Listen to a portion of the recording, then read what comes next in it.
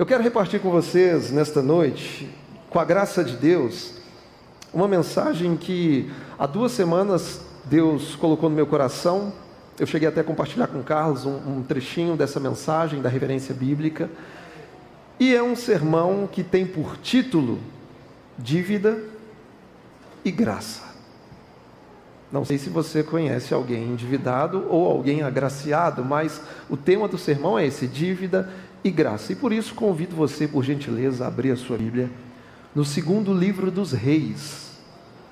2 Reis, capítulo 4, a partir do 1º verso. Hoje o nosso sermão vai ser fundamentado num texto 100% narrativo, então, por isso eu conto muito com a sua atenção, para nós acompanharmos aqui o desenvolvimento desse texto.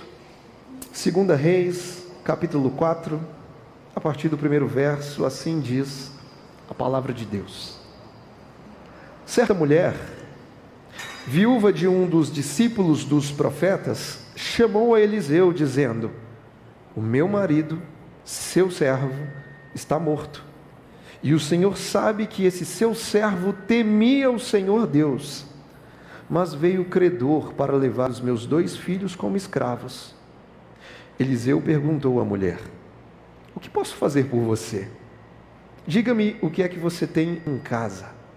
Ela respondeu: esta sua serva não tem nada em casa, a não ser um jarro de azeite. Então Eliseu disse: vá, peça emprestadas vasilhas a todos os seus vizinhos, vasilhas vazias, muitas vasilhas. Depois, entre em casa, feche a porta atrás de você e dos seus filhos, e derrame o azeite em todas aquelas vasilhas. Ponha à parte as que forem ficando cheias. A mulher foi embora dali e fechou a porta atrás de si e dos seus filhos. Estes lhe passavam as vasilhas, e elas enchia. Quando todas estavam cheias, ela disse a um dos filhos: traga-me mais uma vasilha. Mas ele respondeu: não há mais vasilha nenhuma. E o azeite parou. Então ela foi e contou ao homem de Deus. Ele disse: vá, venda o azeite e pague a sua dívida, e você e os seus filhos vivam do que sobrar. Apenas até aí, feche seus olhos por um instante.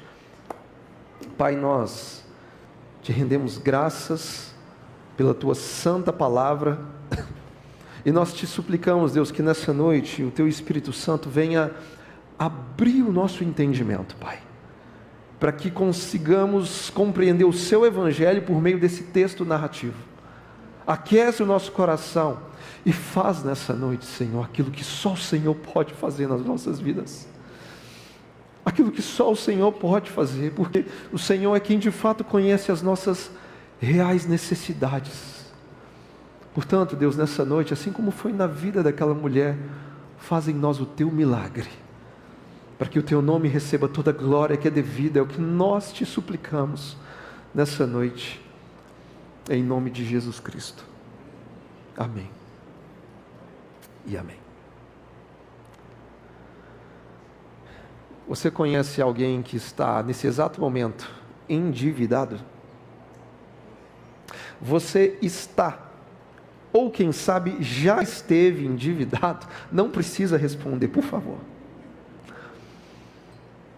Essa semana eu me recordei da frase de um homem chamado Públio Ciro, que viveu no 1º século, e ele dizia que a dívida é a escravidão do homem livre. Me recordei também de alguns textos judaicos, e uma das frases dizia o seguinte: é melhor ir dormir sem jantar do que se levantar com dívidas. E nós sabemos que esse assunto é uma temática que afeta muitas e muitas famílias. A verdade é que a nossa nação, o Brasil, vive uma crise de endividamento. São mais de 70 milhões de brasileiros com o nome sujo.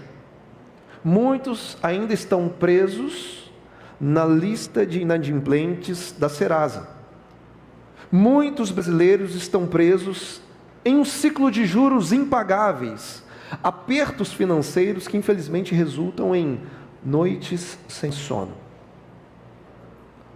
A Serasa não perdoa, o banco não esquece, os credores não aliviam. E eu sei que certamente é horrível sentir o peso de viver sob cobranças constantes. Certamente é angustiante viver sobre o medo de quem sabe perder os seus bens ou até mesmo não conseguir sustentar a própria família. A verdade é que as dívidas financeiras, elas não apertam apenas o bolso, mas apertam a alma. Elas roubam a paz, elas destroem sonhos de famílias, levando as pessoas a acreditarem que não há mais saída, não há mais alternativa, não há mais opção. Agora, imagine comigo uma dívida que vai muito além de dinheiro. Imagina comigo uma dívida que coloca em risco a vida de pessoas a quem você ama profundamente. E é uma dívida que você não tem condição alguma de pagar. É sobre esse tipo de dívida que eu me proponho a falar com vocês esta noite. Falaremos hoje sobre a história de uma mulher endividada. E a história dela vai nos ensinar de que existe um Deus que paga aquilo que eu e você não somos capazes de pagar. Um Deus que assina por nós cartas de quitação com o selo da sua maravilhosa graça. Então, fique comigo até o final. Quem sabe hoje é o dia de Deus pagar todas as suas dívidas. Preparados? Vamos juntos? Bom, estamos diante de uma narrativa bastante conhecida no meio cristão. A narrativa de uma viúva endividada que experimentou um grande milagre da parte de Deus. Pois bem, no capítulo que antecede essa história, havia ocorrido ali um grande conflito internacional. Os reis de Israel, Judá e Edom fizeram uma espécie de aliança militar e foram ao deserto guerrear contra os moabitas, inimigos do povo de Deus. Ou seja, houve ali de fato uma grande guerra. E ao estudarmos a história das guerras de todas as épocas, percebemos uma consequência que é sempre similar, que é bem comum ao final de toda guerra. Sempre após um conflito internacional, quem mais sofre é a população. Principalmente no aspecto econômico. Após uma guerra, geralmente é o povo quem paga a conta. São as famílias autóctones que sofrem com a destruição da infraestrutura, com a elevação da dívida pública, com a recessão, inflação, escassez de recursos. Portanto, toda guerra sempre traz pobreza. Voltando ao texto, eu não sei se por coincidência ou não, mas logo após esse conflito internacional de Israel e outros povos, a Bíblia curiosamente relata a história de uma viúva pobre que estava totalmente endividada. E quem é essa viúva? Olha, a Bíblia não apresenta muitas informações sobre ela. A Bíblia não cita o nome dessa mulher, não cita o nome dos filhos dessa mulher e também não cita o nome do marido que havia falecido. Então nós não temos nomes, informações, não temos detalhes, portanto, nesse momento estamos acompanhando a história de uma família que está no anonimato. E aqui eu abro um parênteses. Biblicamente falando, estar no anonimato não é demérito algum. Pois sabemos que pouco importa se o nosso nome é citado ou não em algum lugar. Pouco importa se o nosso nome está ou não nas paradas de sucesso. Pouco importa se o nosso nome está presente numa trend, na headline de um jornal, num hall da fama, porque o que importa é se o nosso nome está de fato escrito no livro da vida. Se ele está gravado nas mãos de Deus. Isso, em última instância, é o que realmente importa. Porque se o seu nome está escrito no livro da vida, você pode até ser alguém socialmente desconhecido, mas diante de Deus você é conhecido e profundamente amado por Ele. Voltando ao texto, a Bíblia diz que aquela viúva estava totalmente endividada. Detalhe, ela não estava endividada por falta de responsabilidade. Ela não estava endividada porque foi ao shopping e estourou o limite do cartão de crédito. Ela não estava endividada porque gastou 3 vezes mais do que o próprio orçamento, comprando coisinhas da Shopee. Não estava endividada por má gestão financeira. Gente, aquela mulher estava endividada por uma fatalidade, por uma tragédia. O marido dela faleceu. E ele não deixou herança, testamento, seguro de vida, não deixou, só deixou uma dívida absurda. E por isso, aquela mulher ficou assim, numa situação muito complicada. Como se a dor da viuvez não fosse o bastante, os credores, segundo a Escritura, foram até a porta da casa daquela mulher e queriam escravizar os 2 filhos dela como forma de pagamento. Só para você entender, naquela época o sistema era muito cruel. Quando não se tinha posses, recursos financeiros, as pessoas naquela época se tornavam moedas de troca. A escravização de pessoas, infelizmente, como forma de pagamento, era uma prática muito comum no Antigo Oriente Próximo. Então, perceba comigo o triste cenário daquela viúva. Ela havia perdido o marido, estava totalmente endividada, não possuía muitos recursos, não possuía sustento, estava correndo o risco de ter que entregar os próprios filhos como escravos para aí então conseguir pagar as suas dívidas. Os papais e mamães que estão aqui vão entender bem o que eu vou dizer. Às vezes, na nossa relação familiar, o nosso coração fica muito apertado quando os nossos filhos, as nossas crianças pedem alguma coisa que a gente não tem condições de dar. Se você já passou por isso, você sabe bem o que eu estou falando. Agora, se o coração de um pai e de uma mãe fica apertado em situações como essa, imagina se você tivesse na condição de ter que entregá-los a um estranho. Será que a gente consegue ao menos imaginar a situação dessa mulher? Já imaginou ter que entregar os próprios filhos para quitar uma dívida que você não consegue pagar? Qual seria, seja sincero, qual seria a sua reação? O que você faria num momento de crise como esse?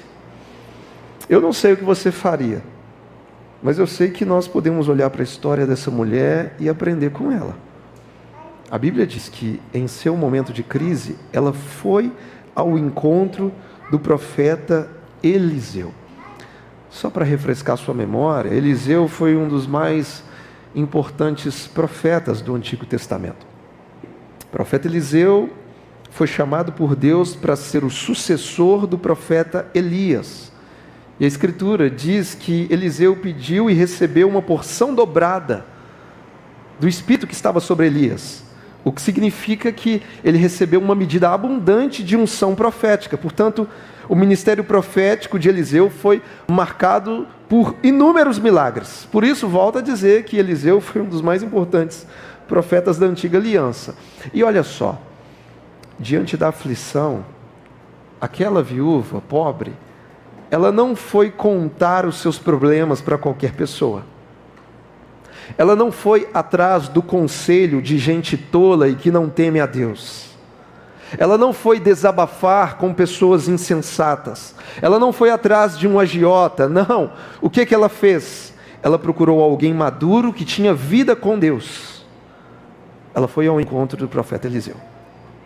E ao encontrá-lo, aquela mulher começou dizendo algo que durante a semana, enquanto eu gastava tempo com esse texto, me chamou muito a atenção. Quando ela se encontra com o profeta, a primeira coisa que ela diz é o seguinte: o meu marido, seu servo, está morto. Preste atenção. O marido dela era um dos discípulos dos profetas, ou seja, ele tinha ministério.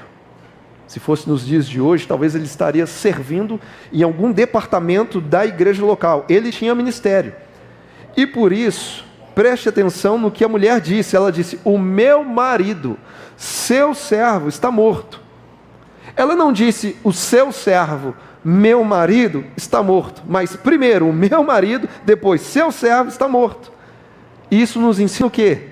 Nos ensina que família vem antes de ministério. Porque nenhum sucesso ministerial justifica um fracasso dentro de casa. Portanto, família vem primeiro, ministério vem depois. E tem mais. Aqui nessa história nós temos uma esposa dando bom testemunho a respeito do seu marido. Ou seja, ela estava testificando que a vida ministerial do seu marido, enquanto ele vivia, era apenas um reflexo da fé genuína que ele vivia dentro de casa. Então aquela mulher disse ao profeta Eliseu: o meu marido, seu servo, está morto, e o Senhor sabe que ele temia a Deus, mas agora ele morreu, e eu não sei o que fazer. Eu estou endividada, o credor já bateu na minha porta, e como eu não consigo pagar as dívidas, eles querem levar meus 2 filhos como escravos. E ali então o profeta Eliseu, ele disse o seguinte para ela. Ele começa perguntando: o que eu posso fazer por você? E após essa pergunta ele diz: o que é que você tem lá na sua casa? E a viúva disse, no primeiro momento: eu não tenho nada. Mas talvez um fiozinho encostou no outro e ela lembrou: peraí, tem alguma coisa. Eu não tenho nada, a não ser um pequeno jarro com azeite. Se fosse em Minas Gerais, talvez falaria: eu não tenho nada, a não ser um restinho de pão de queijo dentro da sacola na cozinha. Ou lá no Goiás, né? Eu tenho um restinho de piqui dentro da vasilha, guardado lá na despensa. Ou então, como você disse, né? Se fosse nos dias de hoje, seria: não, eu tenho um restinho de pó de café na vasilha. Porque se o profeta multiplicar o café, eu vou ficar rico no preço que o café está. Enfim, vamos concentrar aqui no texto. Perceba comigo que no primeiro momento aquela mulher disse que não tinha nada. Não tinha nenhum bem valioso, nenhum recurso aparente. Mas ela se lembrou de um pequeno frasco de azeite esquecido no canto da cozinha. O que ela tinha era pouco? Sim. O que ela tinha era pequeno? Sim. Mas foi nesse mínimo detalhe que Deus decidiu operar. Escute. Deus é especialista em agir nas pequenas coisas. Pode parecer pouco, pode parecer insignificante, talvez você tenha até esquecido, mas ainda assim, Deus é poderoso para nos surpreender. Ele é especialista em agir em pequenas coisas. Então ali, nessa conversa, o profeta Eliseu, ele ouviu tudo o que precisava. E eu imagino ele dizendo àquela mulher: ah, então você falou que tem um pouquinho de pó de café, quer dizer, pó de café não, um pouquinho de azeite dentro de uma jarra, lá na sua casa. Ok, então já que você tem esse azeite, você vai fazer o seguinte: você vai sair correndo por toda a vizinhança e vai pedir muitas e muitas vasilhas emprestadas. Muitas. Pode ser qualquer vasilha. Pode ser pote de margarina que você trouxe do almoço lá da vovó e não devolveu. Pode ser marmita, pode ser bacia, travessa, panela velha. Se for Tupperware, melhor ainda. Pode ser qualquer vasilha. Então busque o maior número de vasilhas que você conseguir. E gente, eu imagino aquela mulher batendo de porta em porta e alguns vizinhos pensando assim: nossa, lá vem a viúva, deve estar vindo pedir comida. Mas de repente ela bate a porta e não pede comida, ela pede uma vasilha vazia, emprestada, gente. Imagina o tamanho da interrogação que essa mulher colocou na cabeça da vizinhança inteira. Todo mundo ali se perguntando: o que ela vai fazer com esse tanto de panela vasilha, André? O que ela vai fazer com esse tanto de vasilha? Oxe, nem comida ela tem em casa. Será que ela ficou doida? Escute, o que aquela viúva estava fazendo parecia irracional aos olhos da vizinhança. Irracional porque ela não tinha comida em casa. O que faria com aquele tanto de vasilha? Portanto, naturalmente falando, a atitude daquela mulher não fazia sentido, mas ela estava agindo em obediência a uma palavra que recebeu. E por muitas vezes o Senhor nos chama a fazer coisas como essa, a confiar na palavra dele e agir por fé, mesmo que aos nossos olhos nada faça sentido. Certamente você já passou por isso na sua vida, no seu casamento, na criação dos seus filhos, no seu trabalho, quem sabe na igreja, aonde você se depara com uma situação e diz: eu não sei o que fazer. E aí você abre a palavra de Deus e encontra instrução de Deus para o momento que você está vivendo. E aí você diz: poxa, a palavra de Deus diz para eu me comportar dessa forma. A palavra de Deus diz para eu agir da seguinte maneira, mas eu não consigo ver como isso vai me ajudar. Mas aí você decide obedecer. E é exatamente isso, porque nem sempre nós vamos entender na hora. Nem sempre você vai ver, mas o Senhor vê todas as coisas. Portanto, obedecer a palavra de Deus, mesmo quando nada faz sentido, é uma evidência de uma fé verdadeira. Nós confiamos na palavra dele. Bom, aquela viúva permaneceu agindo em obediência à palavra que recebeu do profeta Eliseu. Ela pegou emprestado o maior número de vasilhas que conseguiu. Entrou em casa com os 2 filhos e fechou a porta. Agora imagine comigo, que espetacular. Imagine a cena dentro daquela casa. Um silêncio total. Um clima de suspense misturado com expectativa. Será o que vai acontecer? A mãe olha para os filhos olham para aquela mãe, tem vasilhas espalhadas pela casa inteira, e aquela mãe se lembrou da instrução que recebeu do profeta. Ela foi até a cozinha, pegou um jarro de azeite que havia sobrado, e começou a derramar nas vasilhas que havia pedido emprestado. E a partir dali, Deus permitiu que o milagre da multiplicação acontecesse. Aquela viúva foi derramando azeite nas vasilhas vazias, e o azeite se multiplicava cada vez mais e mais. Ela deve ter ficado extasiada. Eu não sei se você já viveu uma experiência de multiplicação, mas é algo que nos deixa maravilhados. Então imagina comigo a euforia daquela mulher. Ela enchia uma vasilha, olhava para o jarro e ainda tinha azeite. Ela enchia 10 vasilhas e ainda tinha azeite dentro do jarro. Enchia 20 vasilhas e o nível do azeite no jarro não descia, não baixava. Então Deus foi multiplicando, multiplicando e multiplicando. Uau, deve ter sido lindo o que aconteceu. Cena de filme, um milagre extraordinário. Então imaginem comigo, aquela mãe, juntamente com os 2 filhos, forma dentro de casa uma pequena linha de produção. Enquanto a mãe estava na função de derramar o azeite, os 2 filhos trabalhavam num esquema de revezamento. À medida em que um segurava a vasilha até que ficasse totalmente cheia, o outro buscava uma nova vasilha e já ficava em condições esperando a sua vez. Linha de produção, coisa milagrosa. E aquela mãe foi enchendo vasilha, enchendo vasilha, enchendo vasilha, e o negócio foi ficando bom, ela foi gostando daquilo, quando de repente ela diz: meninos, podem trazer mais vasilhas? O negócio está bom demais. Mas, de repente, um deles disse o seguinte: mãe, não sei se a senhora percebeu, mas as vasilhas acabaram. Nós já enchemos tudo. Todas as vasilhas que nós conseguimos na vizinhança inteira já estão cheias. E ali a Bíblia diz que o azeite parou. Olha só. No momento em que as vasilhas acabaram, a Bíblia diz que o azeite parou. Mas preste atenção. A Bíblia não diz que o azeite acabou. A Bíblia diz que o azeite parou. Ou seja, o milagre foi limitado ao número de vasilhas disponíveis. Porque certamente se houvesse mais vasilhas, o azeite continuaria sendo multiplicado. Então o que nós aprendemos com isso? Nós aprendemos que recursos humanos são sempre limitados, mas a provisão de Deus é inesgotável. Inesgotável. O problema foi a falta de vasilhas e não a falta da provisão de Deus. Porque a escassez é uma característica humana, mas a provisão abundante é sempre uma prerrogativa divina. Portanto, os recursos humanos são sempre limitados, mas a provisão de Deus é sempre inesgotável. Não tem fim, não acaba.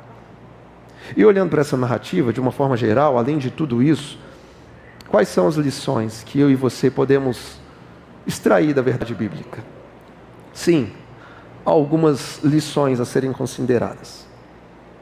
A primeira delas é que o fato de sermos tementes a Deus não é uma garantia de que não iremos sofrer nessa vida. Essa é uma lição importante que nós precisamos aprender. Porque quem era o marido daquela viúva? Será que ele era um incrédulo? Um ímpio? Será que ele era alguém de má índole? Não. A Bíblia diz que o marido daquela viúva andava com os profetas. Ele era servo de Deus, ele temia a Deus, um homem sério, um homem piedoso.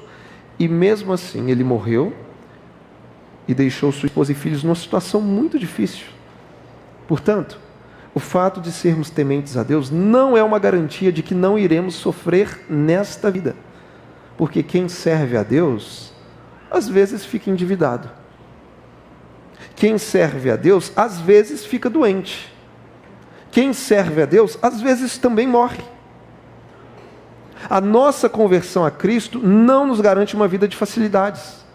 Na conversão, a gente não cria uma espécie de anticorpos espirituais contra todo tipo de dor e sofrimento.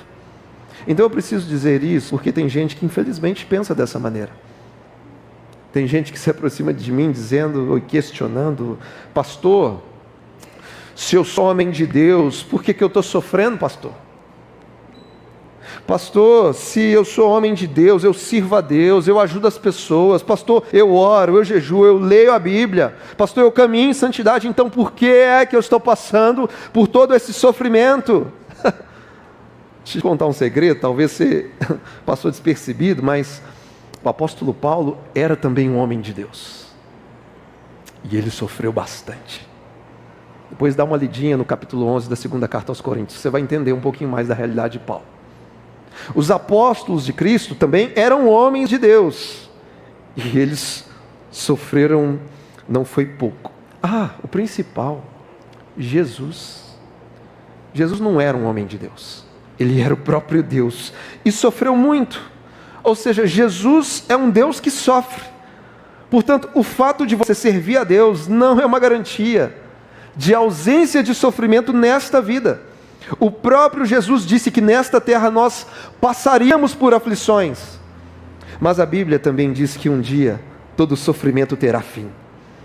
Quando Cristo vier em glória, Ele vai enxugar dos nossos olhos toda lágrima. Não haverá mais dor, nem sofrimento e nem morte, tudo isso vai passar. Mas até lá, deixa eu te ensinar uma verdade bíblica. A Bíblia não diz que a gente não vai passar por problemas, mas diz que em todos os problemas Deus vai passar com a gente. A Bíblia não nos garante isenção de sofrimento, mas garante que em todo sofrimento Deus estará ao nosso lado. Ainda que andemos pelo vale da sombra da morte, Ele estará ao nosso lado. Jesus estará conosco todos os dias, every day, até a consumação dos séculos, porque Ele é o nosso socorro bem presente na hora das nossas angústias. Você não está sozinho na sua dor, você não está lançado à própria sorte, Cristo está com você, e o Evangelho é o que nos sustenta, nos dando esperança de um futuro glorioso. Então nós aprendemos essa lição. Agora, tem mais lições a serem aprendidas por cada um de nós. Olhando para essa narrativa, nós podemos entender que é possível viver algo sensacional sem sermos sensacionalistas. Olha só, o profeta Eliseu orientou aquela mulher a pegar muitas vasilhas emprestadas, entrar em casa e fechar a porta. Para que fechar a porta? Para que ninguém visse o milagre que estava para acontecer dentro da casa dela. Ou seja, aquela mulher não transformou o milagre de Deus num espetáculo. Ela não fez daquilo um show. Ela não abriu as portas da sua casa e disse, olha vizinhos, venham aqui, deixa eu esfregar isso aqui na cara de vocês. Ela não fez isso, meus irmãos. E o que nós aprendemos com isso? Aprendemos que é possível experimentar um milagre sensacional, sem assumirmos uma postura sensacionalista. Porque Deus não precisa de plateia para decidir fazer algo grande na sua vida. Talvez as suas maiores experiências com Deus não vão acontecer em ambientes públicos, mas podem acontecer quando você entrar no seu quarto, fechar a porta, dobrar os seus joelhos e falar ao seu Pai em secreto. Nem sempre precisamos ficar exibindo as coisas grandes que Deus está fazendo em nossas vidas. Eu sei que há momentos em que iremos testemunhar publicamente, para que Deus receba toda a glória que é devida. Mas há outros momentos em que o testemunho vai ficar só com a gente. Jesus fazia muito isso. Operava milagres e pedia para que as pessoas não contassem para ninguém. Então é possível experimentar um milagre sensacional sem assumir uma postura sensacionalista. Uma outra lição que aprendemos com esse texto é: não despreze o pouco que você tem. Pois o pouco que você tem com Deus pode se transformar em muito. Aquela viúva possuía apenas um jarro de azeite. Mas um pequeno jarro de azeite é tudo que um grande Deus precisa para fazer o milagre. Deus não precisa de muita coisa para promover uma grande mudança na sua vida. Ou melhor, Deus não precisa de nada. Ele é capaz, Ele é poderoso de chamar à existência aquilo que ainda não existe para a sua própria glória. Aquele único jarro de azeite foi a matéria-prima que Deus usou para a grande multiplicação milagrosa. Entenda isso, na Bíblia, geralmente, Deus parte daquilo que nós já temos. Ou seja, com frequência Deus usa o que temos nas mãos para operar um milagre. Lembra de Moisés? Ele tinha nas mãos um bordão, uma vara, e Deus usou essa vara para operar sinais no Egito e depois abriu o Mar Vermelho. O apóstolo Pedro tinha em suas mãos uma rede, e com essa rede ele não pegou nada, nem uma trairinha, nem uma piaba, mas Jesus libera uma palavra sobre ele, e com essa mesma rede ele pesca um tanto de peixe que o barco quase afunda. Lembra de João, capítulo 6, um garoto com apenas 5 pães e 2 peixes nas mãos, mas com pouco que ele tinha nas mãos, Jesus fez daquilo matéria-prima e multiplicou pães e peixes e alimentou uma multidão. Eu disse de manhã que eu ouvi recentemente a história da mãe de um filho enfrentando problemas financeiros. Tudo que a mãe tinha eram alguns tecidos dentro de casa e ela costurava. Foi costurando, enquanto o filho vendia pano de prato de porta em porta. E hoje eles possuem uma empresa de tecidos.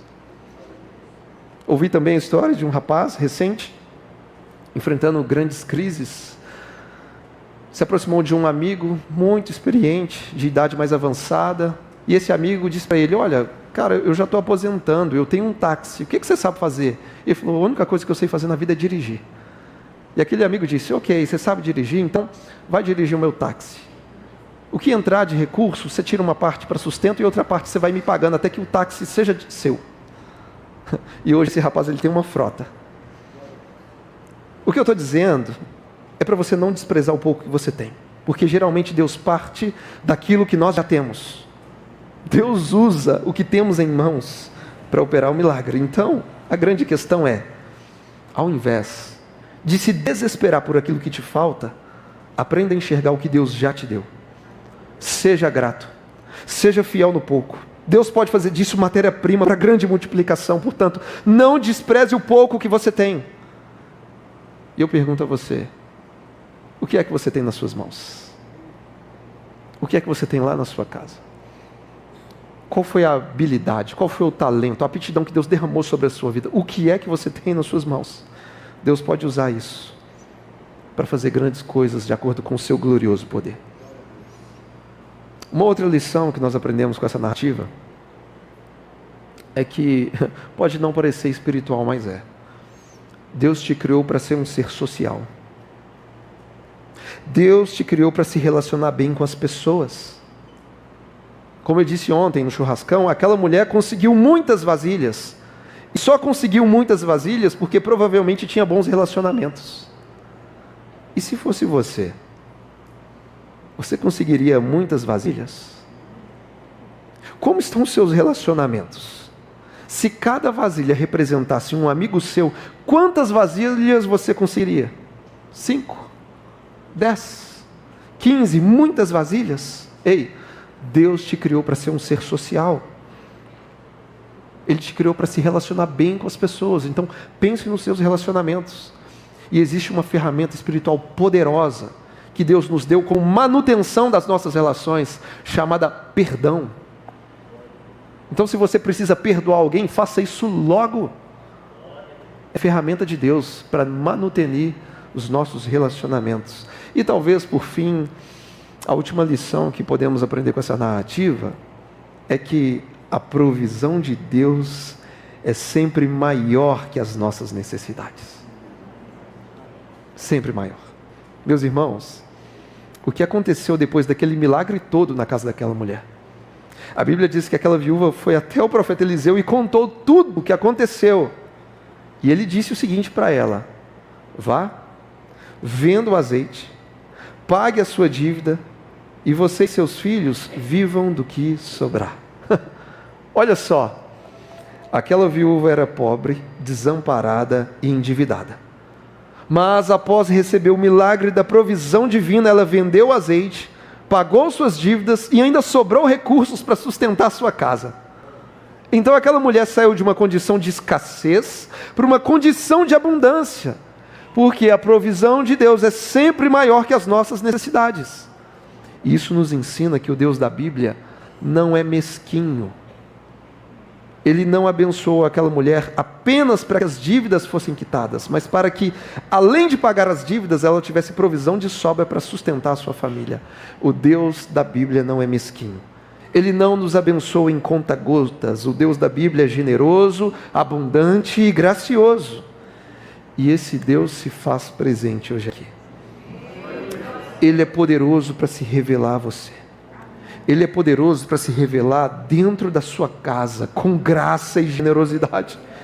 Ele é poderoso para suprir todas as nossas necessidades. É poderoso para fazer com que o pouco se transforme em muito para a glória dele, porque Ele pode todas as coisas. Não há impossíveis para Deus. Não há, absolutamente não há. E eu quero concluir esse sermão, assim como eu disse pela manhã. Se você pudesse recordar de alguma coisa dessa mensagem e não se lembrar de nada do que eu falei até agora, grave isso. Grave essa conclusão, porque talvez é o mais importante. Talvez não, é o mais importante dessa mensagem. E eu começo essa conclusão dizendo que a graça de Deus pagou as dívidas daquela mulher. E eu pergunto a você: você gostaria que hoje Deus pagasse todas as suas dívidas? Então eu tenho uma boa notícia para você. Ele já pagou. Ele já pagou todas as suas dívidas. Foi exatamente isso que Deus fez por mim e por você quando entregou Jesus Cristo para morrer em nosso lugar. Portanto, agora eu não estou falando das suas dívidas com o banco, com o cartão de crédito. Eu não estou falando dos seus boletos, do aluguel, do seu financiamento, porque essas dívidas são pequenas demais para Deus. Então, que dívida é essa que eu estou falando? Eu estou falando de uma dívida que eu e você somos incapazes de pagar. A dívida de sangue dos nossos pecados. Nós tínhamos uma dívida eterna com o tribunal do Santo Deus. Por isso, o que aconteceu com aquela viúva simboliza a graça de Deus sobre a humanidade caída em seus pecados. Eu e você éramos como essa viúva. Eu e você éramos espiritualmente pobres, espiritualmente desamparados, espiritualmente endividados. Havia um escrito de dívida que era contra nós, que nos colocava numa condição triste de total escravidão, mas a provisão da graça divina nos deu Cristo, e na cruz, Cristo pagou todas as nossas dívidas espirituais. Na cruz, Cristo nos livrou da escravidão eterna. Ali Ele supriu todas as nossas necessidades e nos deu provisão para de fato vivermos uma vida nova. E ao ressuscitar ao terceiro dia e ser elevado aos céus, Cristo derramou sobre nós o melhor azeite, que é a presença do Espírito Santo. Então a história que ouvimos hoje é uma tipologia que aponta para Jesus. Essa história aponta para a mensagem do Evangelho, porque na antiga aliança aquela viúva pobre precisava entregar os filhos para tentar cancelar suas dívidas financeiras, mas na nova aliança o Pai Celestial entregou o Filho dele para pagar as nossas dívidas espirituais, a nossa falência moral e a dívida do nosso pecado exigia um preço que eu e você jamais poderíamos pagar. Mas Deus nos enviou Cristo, o nosso Eliseu, que derrama sobre nós graça abundante, onde Ele pagou todas as nossas dívidas com seu próprio sangue, nos dando o direito de vivermos uma nova vida. Então Deus não nos deixou perecer em nossas falências. Deus transformou nossa escassez em abundância espiritual. A graça de Deus pagou a dívida de sangue dos nossos pecados. E naquela cruz, a provisão da graça de Deus supriu a nossa maior necessidade, que era a necessidade de salvação e vida eterna. Então, a história dessa viúva é um retrato do Evangelho. E o Evangelho é a história de um pai amoroso que entregou o próprio filho para pagar as nossas dívidas espirituais. Talvez você tenha chegado aqui carregando as suas próprias dívidas, dívidas com o seu passado, dívida com as escolhas erradas que você tomou na vida, dívida com as pessoas as quais você feriu, dívida com os seus pecados não confessados, não resolvidos, dívida com algumas marcas que ainda insistem em te cobrar. Mas hoje, o mesmo Deus que entrou na história daquela viúva também pode entrar na sua. Se você abrir o coração, o azeite da graça de Deus pode encher todas as áreas vazias da sua vida. Pode encher o vazio que está na sua alma, no seu coração. O azeite da graça de Deus pode ser multiplicado dentro do seu lar, onde talvez você não experimente alegria e paz por muito tempo. Deus pode preencher tudo aquilo que é vazio. Basta você dar lugar e espaço. Essa história toda é sobre o Evangelho. Essa é a nossa mensagem como igreja. E Jesus é o nosso Eliseu. É Ele que libera sobre nós uma palavra, dizendo: vá que eu vou multiplicar. Lá que eu vou levar vida onde não tem vida. Vá que eu vou mostrar uma saída onde você não enxerga a saída. O que é que Deus colocou nas suas mãos? Seja fiel um pouco. Seja fiel àquilo que Ele confiou a você. Seja um ministério, seja um dom espiritual, seja uma habilidade, não sei. Seja fiel naquilo que Deus colocou nas suas mãos. O que é pouco aos olhos dos homens, Deus pode transformar em muito, para que Ele receba a glória que é devida. Que a glória, no final de tudo, é apenas dEle. Se você puder e quiser se colocar de pé no seu lugar nesse momento, fechar os seus olhos. Feche os seus olhos. Nós te agradecemos, Senhor. Nós te louvamos pela Tua santa palavra, Deus, que nos instrui, que nos corrige, que nos ensina, que nos leva a depender do Senhor, porque nós sabemos que o Senhor está no trono, o Senhor governa sobre todas as coisas, o Senhor não perdeu o controle da nossa vida, Pai. Nós descansamos em Ti. Ainda que naturalmente falando a gente não consiga enxergar, a gente não consiga entender, mas nós confiamos, Pai, que a Tua graça, que a Tua provisão é abundante e real sobre as nossas vidas. Se estamos respirando aqui essa noite, é porque certamente o Senhor tem nos sustentado. O Senhor é o autor da vida e o mantenedor da vida, Pai. Nos ajuda, Senhor, nas nossas fraquezas, porque nem sempre conseguimos enxergar, nem sempre conseguimos entender e nem sempre conseguimos obedecer, Pai, mas que o Teu Espírito em nós nos ajude a obedecer a Tua palavra, para que possamos experimentar a multiplicação que vem do Teu coração para nós. Nos ajude nessa noite, Senhor. Nós precisamos de Ti. Nós precisamos de Ti, Pai, porque sabemos que, apesar das circunstâncias dizerem que não, nós cremos na Tua palavra que diz que o Senhor é bom, que o Senhor é bom, e por isso podemos cantar essa verdade, que em todo tempo o Senhor é bom, Pai.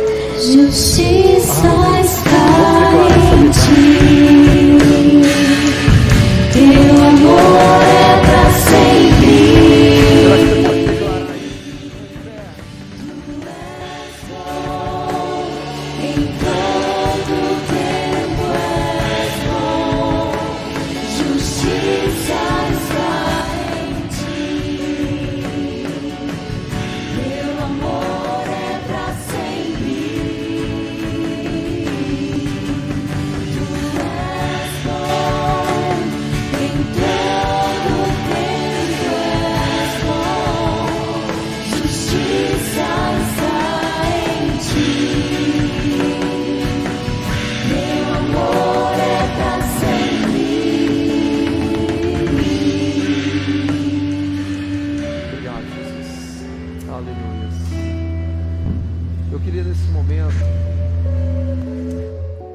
Ainda com seus olhos fechados, que você repetisse comigo uma oração dizendo: Senhor meu Deus, nesta noite eu ouvi a tua palavra e ela gerou fé em meu coração, e por isso agora eu me arrependo dos meus pecados.